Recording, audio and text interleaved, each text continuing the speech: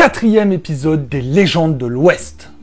Après Bellstar, le Pony Express et Black Bart, on va parler aujourd'hui de Roy Bean. Pardon, du juge Roy Bean, la loi à l'ouest du Pecos.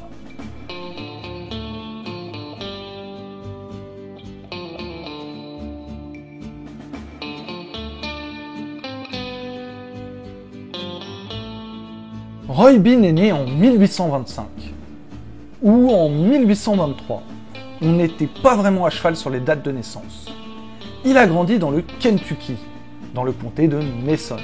À l'âge de 15 ans, Roy quitte le foyer pour vivre la grande épopée de la conquête de l'Ouest. À l'âge de 15 ans, toi, t'allais au lycée, ou alors tu redoublais ta 3e. Lui, il partait à l'aventure. Une autre époque.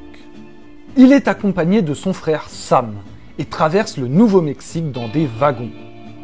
Les deux traversent le Rio Grande pour se rendre au Mexique. Pas le nouveau, l'ancien. Les deux frères s'installent dans la ville de Chihuahua et ouvrent un poste de traite. Une sorte de comptoir marchand où l'on peut échanger des biens. Pour information, la ville de Chihuahua donnera son nom à la race de chien. Un jour, un voyou du coin lui cherche des noises. Sauf qu'on est au Far West. Et malfrat ou pas, Roy Bean sort son flingue et le tue. Il doit alors s'enfuir en Californie, où il rejoint son frère Joshua. Joshua Bean qui deviendra le premier maire de San Diego. Roy travaille alors comme barman dans le saloon de Joshua, le quartier général. Son frère devenu maire l'engage comme lieutenant dans la milice d'État. On rappelle qu'il a déjà tué un homme, mais bon. Le 24 février 1852, Roy est arrêté pour avoir blessé un homme dans un duel. Pas le meilleur exemple quand on est lieutenant de police. Il s'échappe 2 mois plus tard. Toujours pas un bon exemple. Il espère le soutien de son frère pour s'en sortir. Mais le maire Joshua est tué pour une affaire de femme. Roy décide alors de fuir vers le Nouveau-Mexique où son frère Sam est devenu shérif. En plus d'être le patron d'un saloon. Sacrée famille. Roy a tenu le saloon de son frère pendant plusieurs années. Mais son véritable gagne-pain, c'était la contrebande d'armes à feu. Nous sommes en pleine guerre de sécession, il doit donc contourner le blocus de l'Union pour fournir l'armée confédérée. En 1866, Roy Bean épouse Maria Anastasia Virginia Chavez. Ils s'établissent à San Antonio, au Texas, et ils auront 5 enfants. Roy, pour celui-là il s'est pas cassé la tête, Laure, Zulema, Sam et John. On affirme même que Tex Avery serait un de ses descendants. À partir des années 1870, Roy se diversifie en vendant du bois de chauffage volé et du lait mélangé à de l'eau.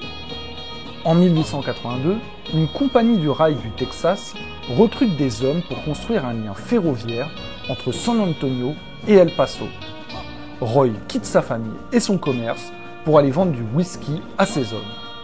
Dans son bar itinérant, c'est lui-même qui règle les conflits, souvent avec la manière forte. Il reçoit alors le surnom de juge Bean. Les shérifs du coin vont même lui envoyer leurs prisonniers pour qu'il les juge.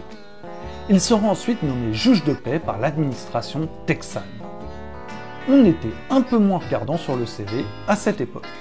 Petit aparté, n'hésitez pas à vous abonner à la chaîne, ça nous aide beaucoup pour le référencement. Sinon, coupable. Roy Bean sera décrit comme le juge le plus invraisemblable que connut l'Amérique. Les hommes qu'il condamnait n'allaient pas en prison, mais étaient plutôt contraints aux travaux forcés. Les coupables devaient accomplir ces travaux immédiatement. Sinon, il devait faire face à l'ours apprivoisé de Roy Bean. Parce que oui, Roy Bean a apprivoisé un ours. Un jour, le juge Roy enquêta sur la mort d'un homme suite à un accident. Il ne trouva sur le cadavre qu'un revolver et 41,50 $. Il décida de sanctionner le cadavre d'une amende de 41,50 $ pour port d'armes illégal. Son saloon itinérant était placé près du chemin de fer. Je répète que Roy Bean était juge et barman.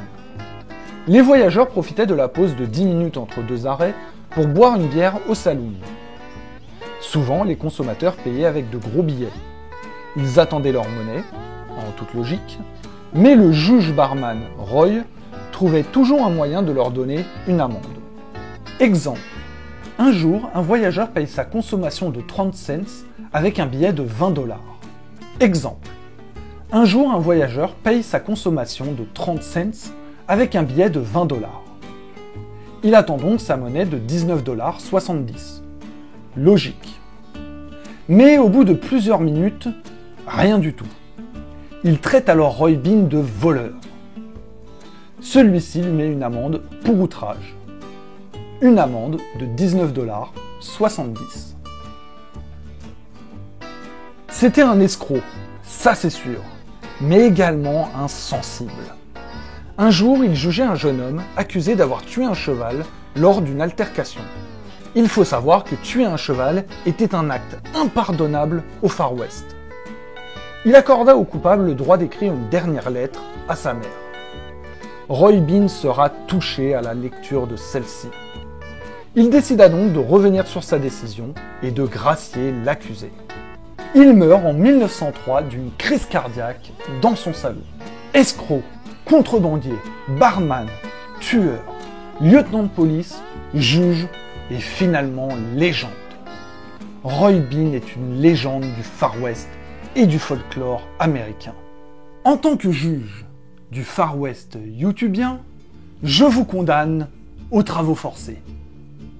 Je vous condamne à vous abonner, à mettre un j'aime, un commentaire, à nous rejoindre sur Instagram, à partager la vidéo. On se retrouve pour la prochaine séance ou pour la prochaine tournée.